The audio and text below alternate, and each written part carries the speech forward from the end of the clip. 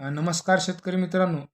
भारतातील कांद्याचे दर जागतिक स्तरावर किंवा जागतिक बाजारपेठेत कसे राहतील आणि बांगलादेश निर्यात ची परिस्थिती कशी आहे.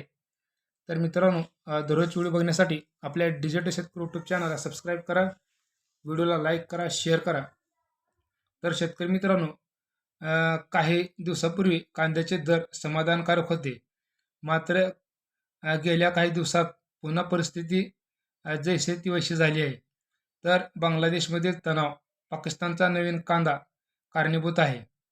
सध्या स्थिती निर्यात सुरळीत असली तरी कमी प्रमाणात आहे. मात्र पुढील काही दिवस कांद्याचे दर स्थिर राहतील अशी माहिती कांदा निर्यातदार संघटनेचे उपाध्यक्ष विकास सिंग यांनी दिली आहे.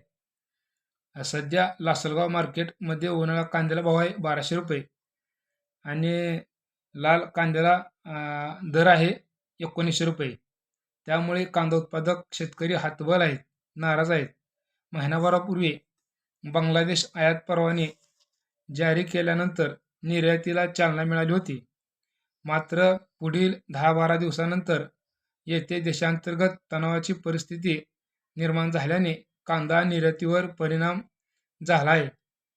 तर परिणामी देशांतर्गत मार्केटमधील दर घसरले आहेत. तर शेतकरी मित्रांनो, आता काही दिवसापासून पाकिस्तानच्या सिंध प्रांतातील कांदा देखील जागतिक मार्केटमध्ये येऊ लागला आहे. यामध्ये दुबई, मलेशिया तसेच इतर आणखी देशामध्ये हा कांदा भाव खाऊ लागला आहे. त्यामुळे भारतीय कांद्याचे मार्केट असलेल्या बांगलादेश आणि श्रीलंकेमध्ये या कांद्याने एंट्री केली आहे. त्यामुळे देखील भारतीय कांद्याचे दर दबावाखाली आहेत, कारण पाकिस्तानचा हा कांदा भारतीय कांद्यापेक्षा 6 ते 8 रुपयांनी स्वस्त मिळतो.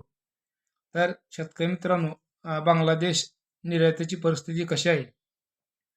बांगलादेशमधील तणावाच्या परिस्थितीची गाड्यांची संख्या 200वर येऊन टिपली आहे. भारतीय कांदा बांगलादेशसोबत मलेशिया, सिंगापूर येथेही निर्यात होत आहे. मात्र गाड्यांची संख्या कमी आहे. शिवाय आयात परवाने 16 जानेवारीपर्यंत वैध आहेत. नंतर बांगलादेश काय निर्णय घेतो हे महत्त्वाचे ठरणार आहे.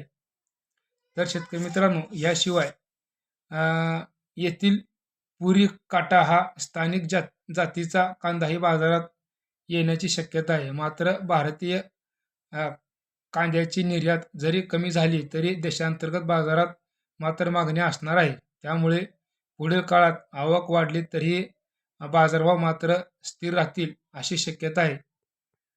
तर शेतकरी मित्रांनो, दररोज व्हिडिओ बघण्यासाठी आपल्या डिजिटल शेतकरी यूट्यूब चॅनलला सबस्क्राईब करा, व्हिडिओला लाईक करा, शेअर करा. माहिती आवडल्यास लाईक करा, कमेंट करा.